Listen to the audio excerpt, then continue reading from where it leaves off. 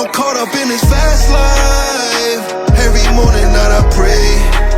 Gotta make it out some way. Put a smile back on my mama's face.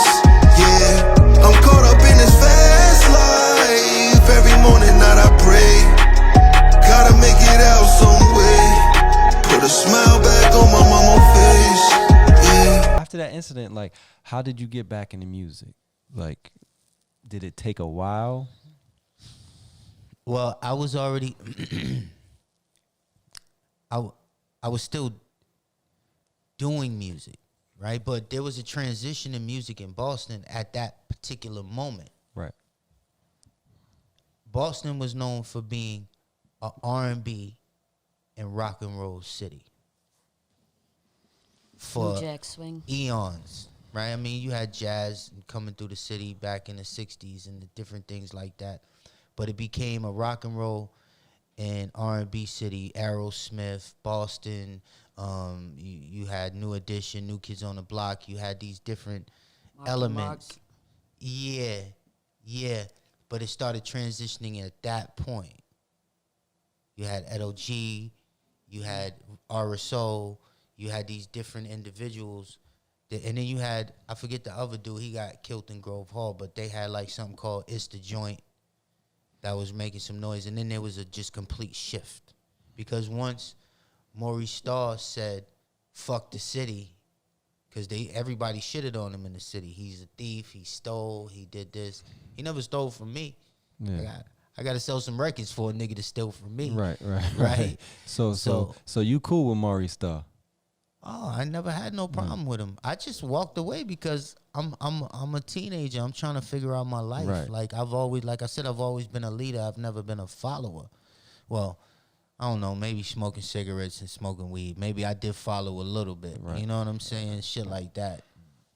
Doing some extracurricular drugs and shit. Maybe I did follow a little bit. But when it came to my survival and my well-being, I always took a leadership role. You know what I'm saying? I can say that. So you were still producing, and I didn't start producing until later on you got into that. Yeah, well, I was from Roxbury. I used to pump and hustle at this area in my hood. It was like a Jesus standing on a rock that was painted black. Oh, so we called it the Black Jesus. So that's where I used to hustle. And there we used to sit in the fucking 0-degree weather just rapping, trying to stay fucking warm. Y'all had the crates in there and stuff? That's inside Nigga, we had yeah. Listen, I had this whole shit set up after a while. Fuck you talking about? This shit was like a factory. You know what I'm saying? But we would just rap. You know what I'm saying? And I would sing and shit like that. And then my dad was like, he got in a car accident with a tractor trailer that was like from a big Fortune 500 company, right? He walked around the city with a fucking cane for 3 years straight. One day he comes to me. He's Cape Verdean. Yeah, one day he comes to me like, I'm like, yo, where's your cane? He's like, I'm straight. He's like, I'm healed. I'm like, why? What happened? He's like, yo, look, I got a bag coming. Yep. I'm like, what kind of bag you got? He's like, look, he pulled out this paper. He's like, all right, so I got 150 coming this time, 150 coming, 250 on this one, and then when I'm 70, I got 350 coming.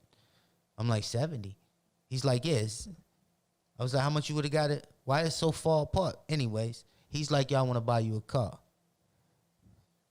Now, he ain't know. Pops ain't know. I already had a car, but I ain't have a license. Yeah. He was egging me to get a license, right?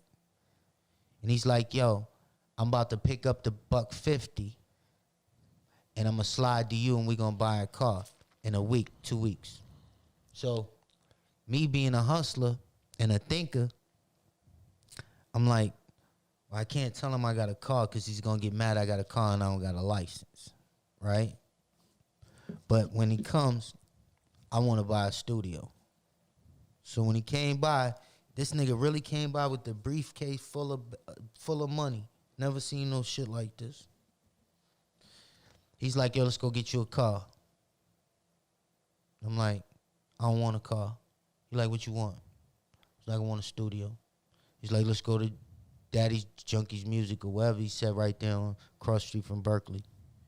And then that's when I got into my beats. My daddy bought me all my shit.